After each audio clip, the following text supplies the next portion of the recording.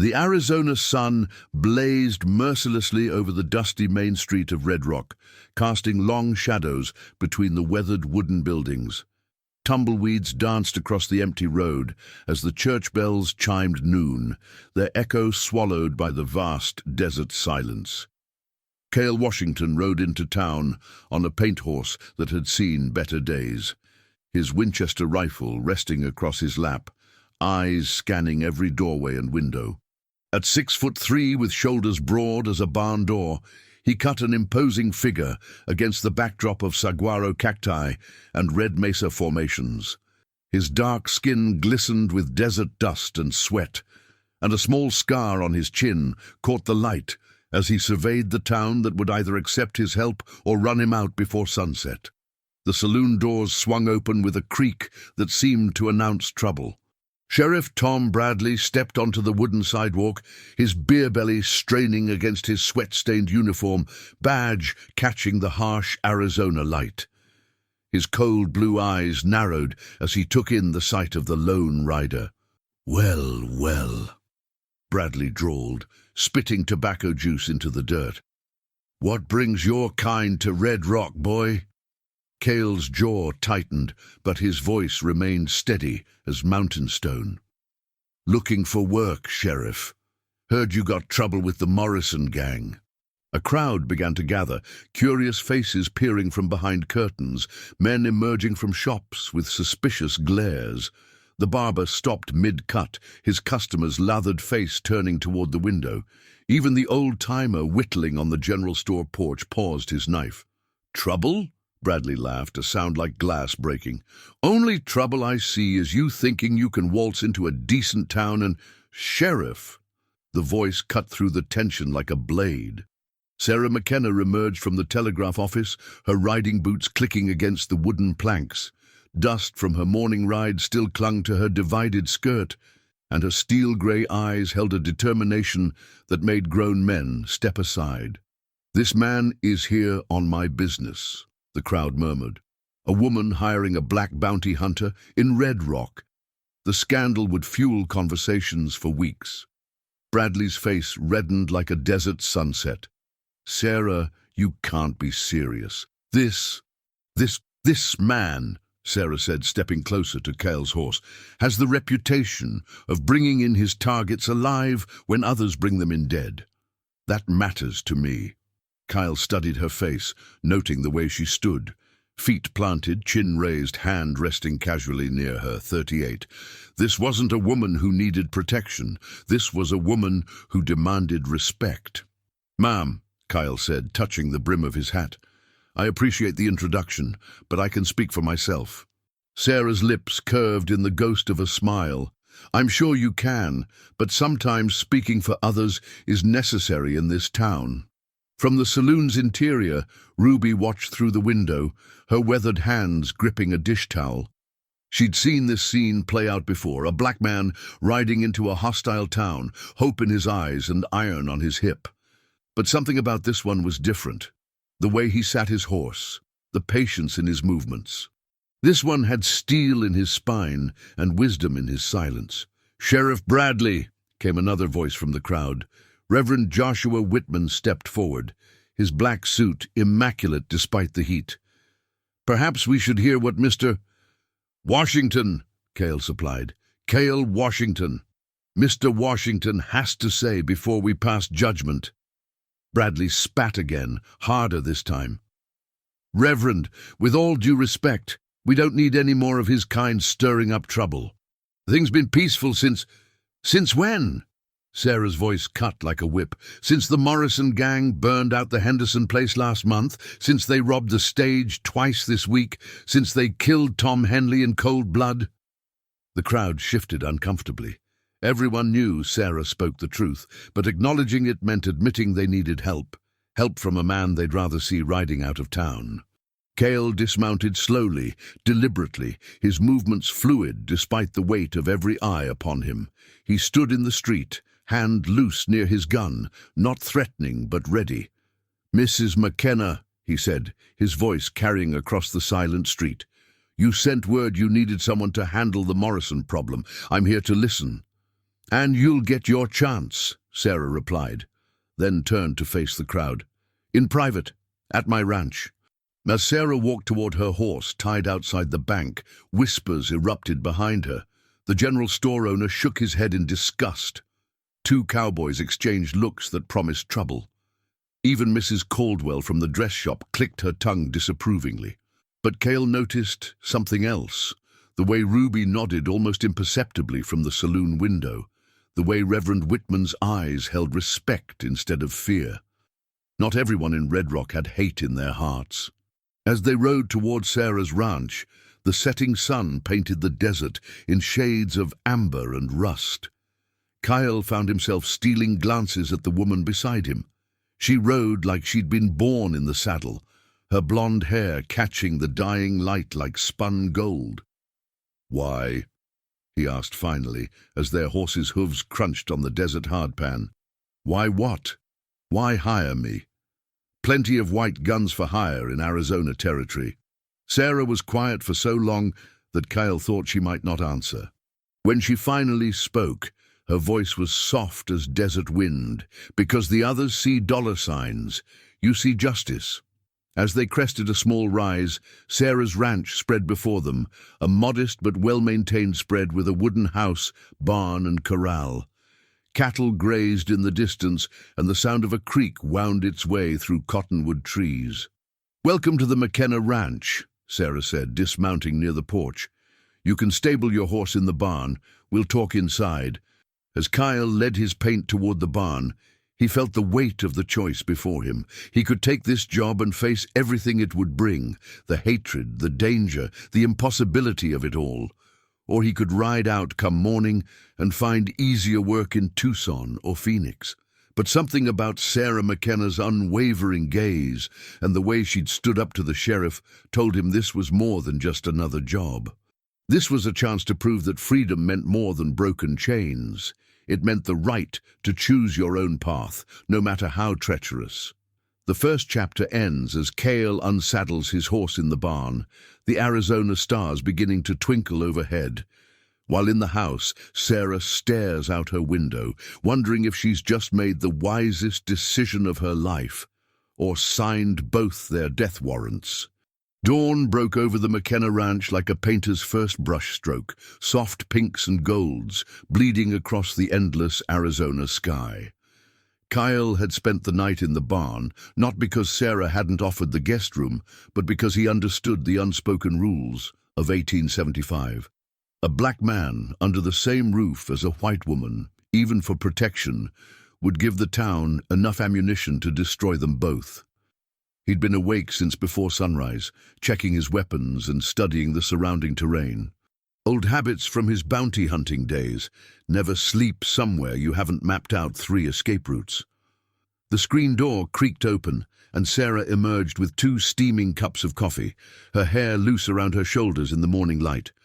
She wore a simple blue dress today, but still had her gun belt strapped around her waist.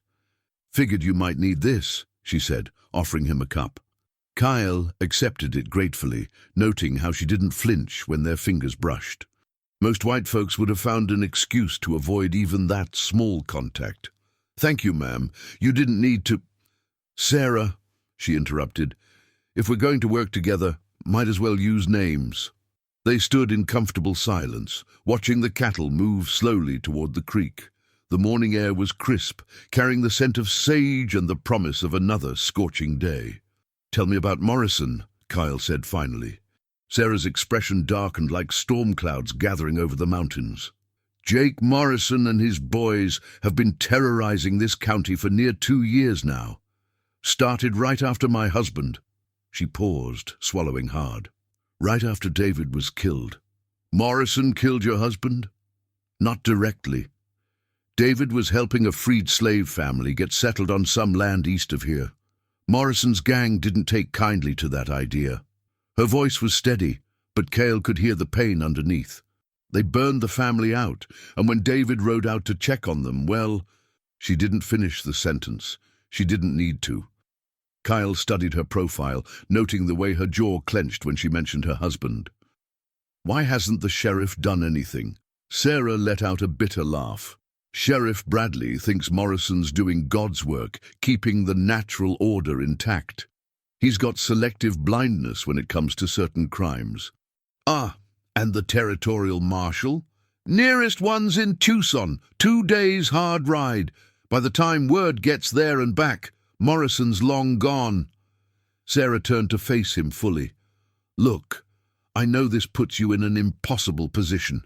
Hunting white men for crimes against black folks in Arizona territory, you'd be painting a target on your back the size of a barn door. Kyle was quiet for a long moment, watching a red-tailed hawk circle high above the ranch. When he finally spoke, his voice carried the weight of a dozen hard years.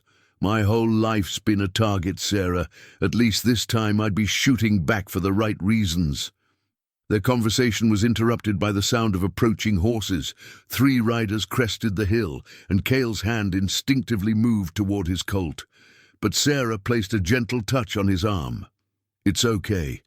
That's Reverend Whitman and 2 of my neighbors, the Peterson brothers. The Reverend dismounted first, his black suit somehow still crisp despite the early hour.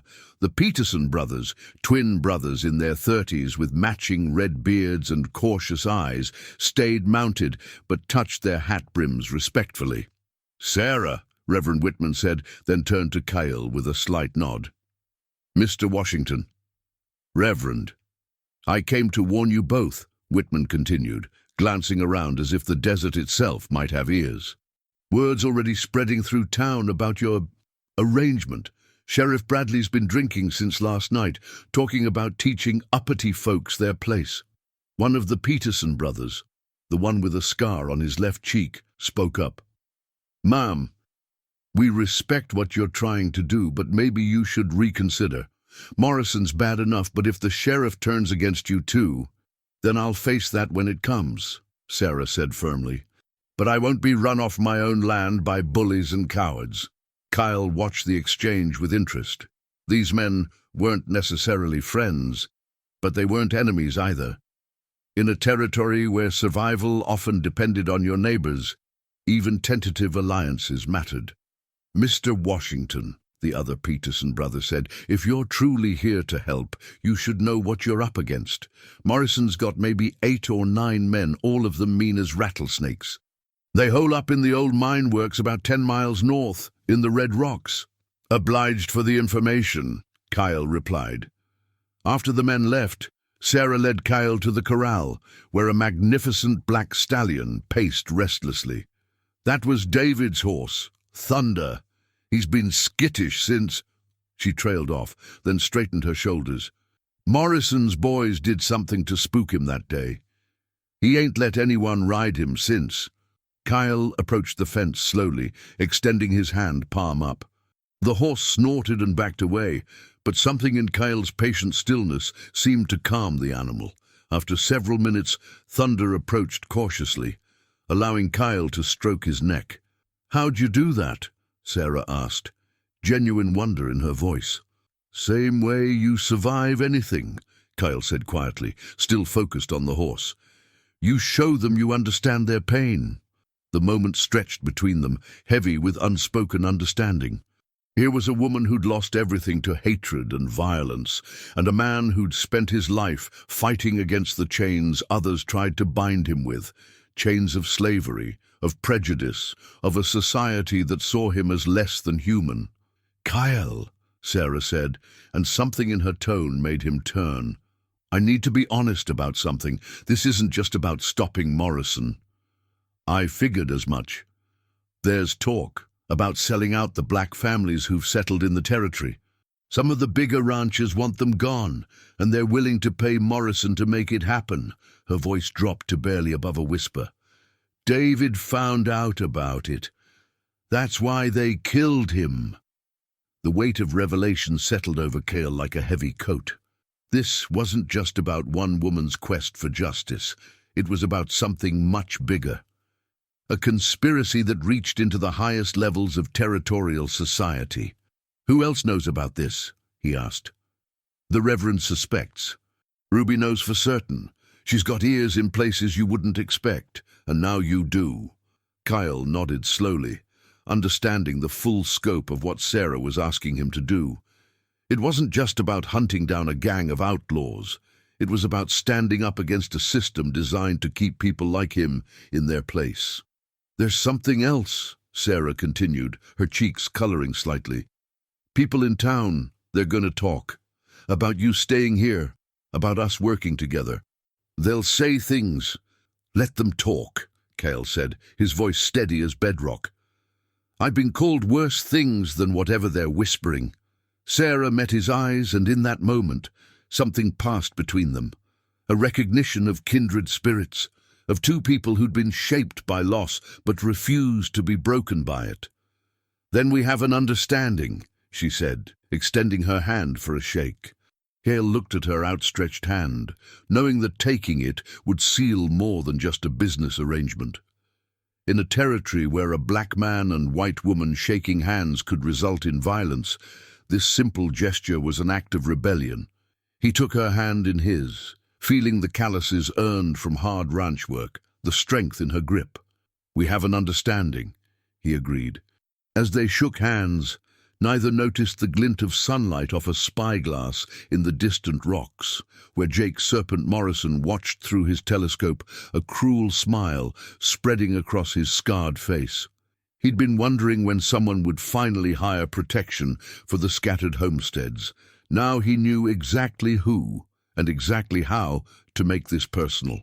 The second chapter ends as Morrison lowers his spyglass and turns to his men, already forming a plan that would test not just Cale's gun skills, but the very foundation of the trust beginning to bloom between two people society said could never stand as equals.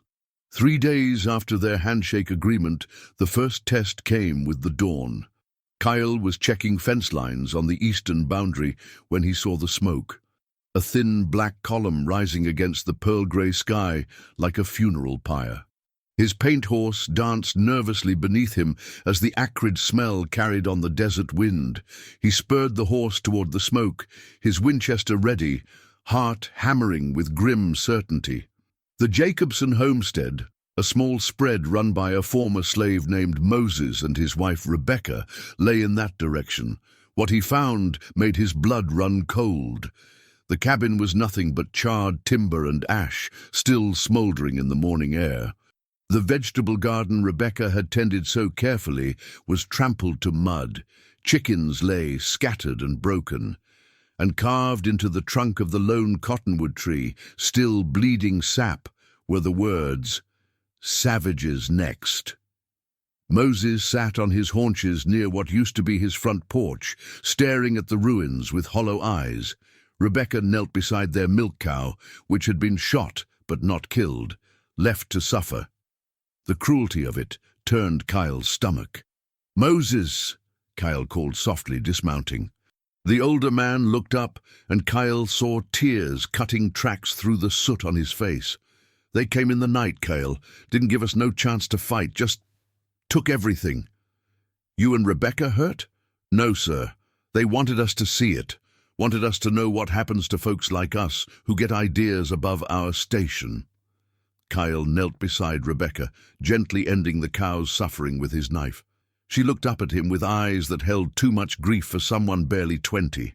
"They said to tell you specifically," she whispered.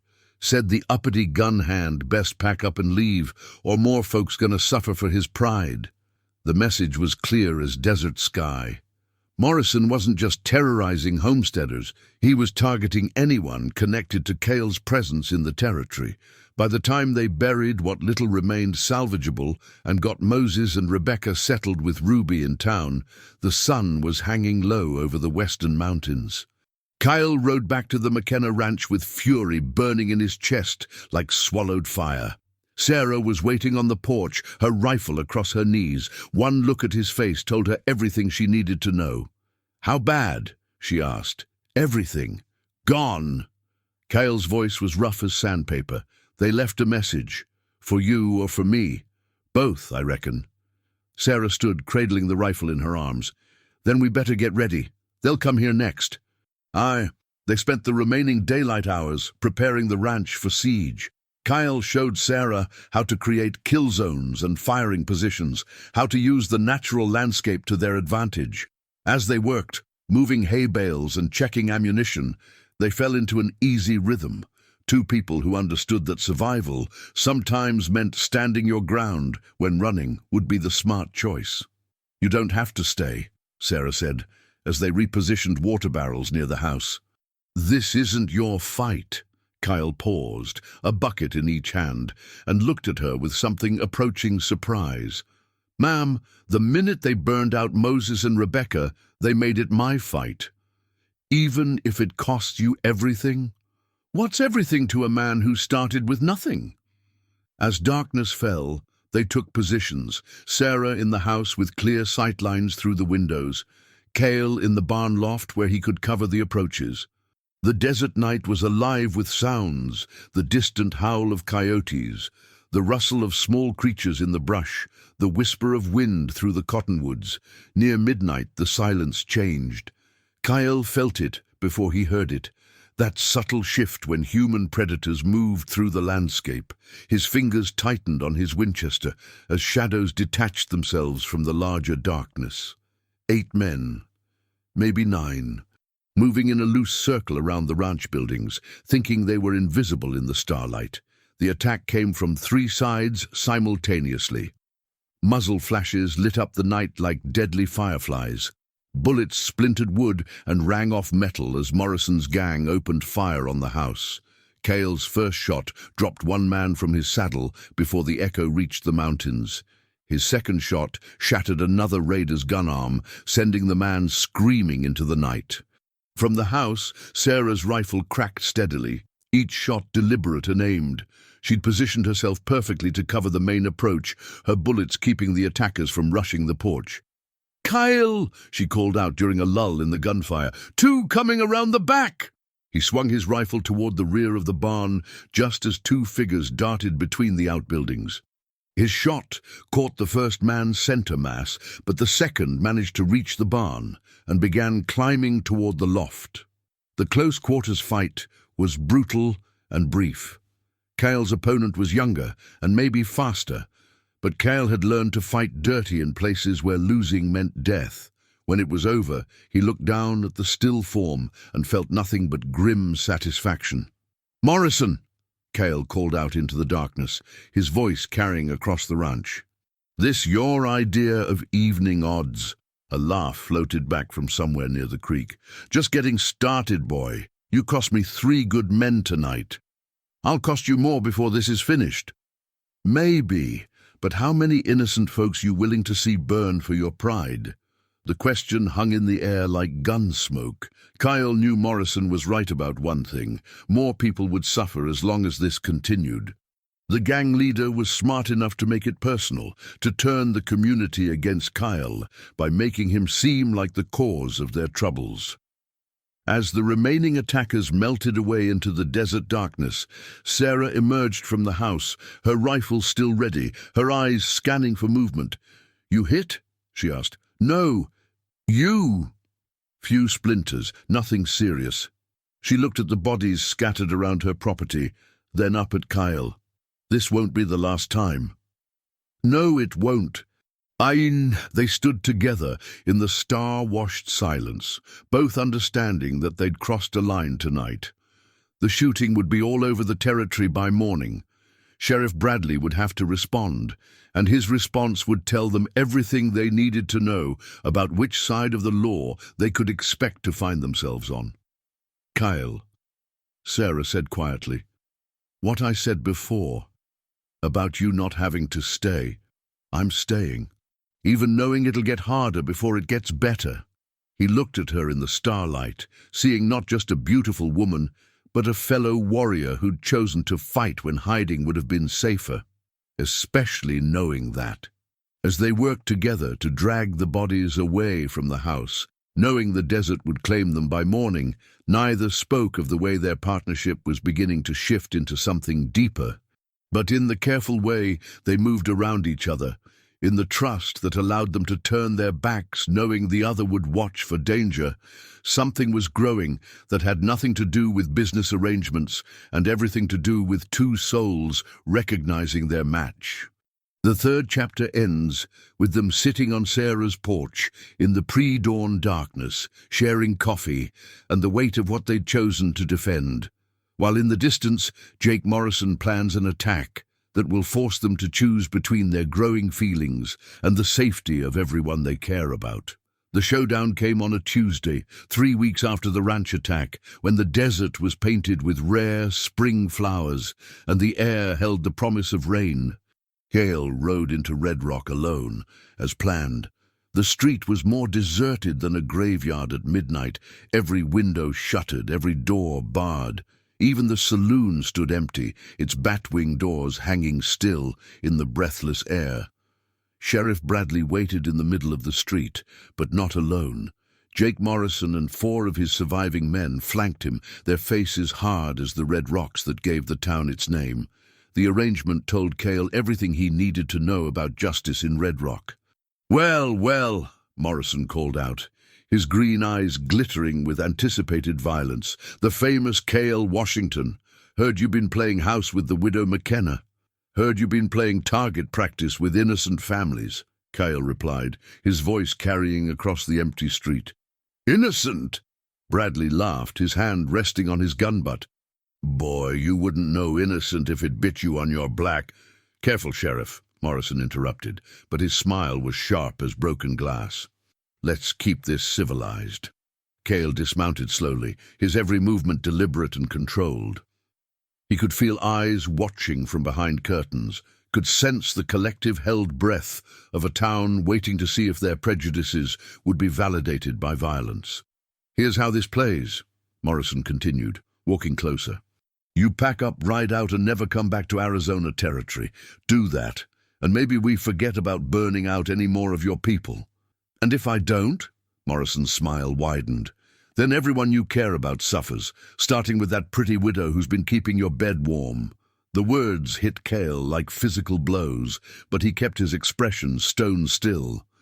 This was what Morrison wanted, to provoke him into making a mistake, into drawing first so they could claim self-defense. "Funny thing about threats," Cale said conversationally, taking another step forward. "They only work if the person you're threatening has something to lose." "Everyone's got something to lose, boy." "Maybe, but I learned a long time ago that some things are worth losing everything for." The tension in the street was thick enough to cut with a blade. Morrison's men shifted nervously, hands hovering near their weapons. Even Bradley seemed to sense that something was about to break loose that couldn't be contained. That's when Sarah appeared at the far end of the street. She walked down the middle of Main Street like she owned it, her rifle cradled in her arms, her blonde hair bright as sunlight against her blue dress, but she wasn't alone. Reverend Whitman walked beside her, his Bible in one hand, a shotgun in the other. Behind them came Ruby, moving with surprising steadiness for her age, a derringer gleaming in her weathered fist. The Peterson brothers rode slowly behind the group, their rifles across their saddles. And then, to everyone's amazement, came others. Tom Henley's widow, carrying her late husband's gun, the blacksmith, his massive frame casting a shadow like a mountain, even young Billy from the telegraph office, barely 18, but with his father's courage burning in his eyes. "Seems like you're outnumbered, Morrison," Sarah called out, her voice clear as a church bell. Morrison's confidence wavered as he counted the people arrayed against him. This wasn't supposed to happen. The plan had been to isolate Cale, to make him choose between running and watching innocents suffer. "This don't concern you people," Bradley shouted, his voice cracking slightly. "It concerns anyone who believes in justice," Reverend Whitman replied, his usually gentle voice carrying the authority of absolute conviction. "And last I checked, Sheriff, your job was to serve justice, not prevent it." Morrison's hand dropped to his gun, and the street exploded into chaos. Cale's draw was lightning fast, his Colt clearing leather before Morrison's gun was halfway up. His first shot took Morrison in the shoulder, spinning him around. His second shot shattered the gun of the man to Morrison's left. Sarah's rifle spoke from the other end of the street, dropping one of Morrison's riders from his horse. The Peterson brothers' guns added to the thunder, their shots precise and deadly. But it was Ruby who ended it. The old woman walked calmly through the gunfight like she was strolling to church, and when one of Morrison's men tried to use her as a shield, she pressed her derringer against his ribs and pulled the trigger. Honey," she said conversationally as the man crumpled, "I've been through too much to be scared of the likes of you." When the smoke cleared, Morrison lay bleeding in the dirt, 3 of his men dead, the rest either wounded or fled. Sheriff Bradley had thrown down his gun and was backing toward the jail, his face white as desert bones. "This ain't over," Morrison gasped, clutching his wounded shoulder. "Yes, it is," Cale said, standing over him. "You're done terrorizing folks in this territory." As they bound Morrison's wounds before loading him into the wagon for transport to Tucson, Sarah approached Cale. The townspeople were beginning to emerge from their hiding places, their faces showing a mixture of relief, shame, and dawning respect. "So what happens now?" she asked. Kyle looked around at the faces surrounding them, some hostile, some curious, some beginning to show the first signs of acceptance. Change would come slowly to Red Rock, if it came at all. But today had proven that change was possible. "Now we build something better," he said. 6 months later, on a morning when the desert was green with unexpected rain, Cale Washington and Sarah McKenna stood before Reverend Whitman in the little wooden church. The congregation was small but significant. Ruby in her finest dress, the Peterson brothers cleaned up and respectful, Moses and Rebecca holding hands in the front pew, and a handful of townspeople who decided that love mattered more than the color lines society tried to draw. Sheriff Bradley was notably absent, having resigned in disgrace and left for California. His replacement, a fair-minded man from back east, sat in the 3rd row with his wife. "Do you, Kyle, take Sarah to be your wife?" Reverend Whitman asked, his voice carrying clearly through the small church. "I do," Kyle replied, his voice steady and sure. "And do you, Sarah, take Cale to be your husband?" Sarah looked into Cale's dark eyes, seeing not the savage that small minds had labeled him, but the man of honor who'd chosen love over safety, justice over ease. "I do." As they kissed, sealing their union, Ruby wiped tears from her eyes and whispered a prayer of gratitude. Outside, the Arizona wind carried the scent of desert flowers and the promise of rain, and for the first time in years, Red Rock felt like a place where hope could grow. The story ends not with the defeat of evil, for evil would always exist, but with the triumph of 2 people who refused to let society's chains define their worth or limit their love. In a territory built on freedom, but still learning what freedom truly meant, Cale Washington and Sarah McKenna had chosen to write their own definition. And in the years that followed, their ranch became a beacon for others, seeking the same courage to love beyond the boundaries others tried to impose. Because sometimes the greatest rebellion is simply refusing to hate. The desert had bloomed after all.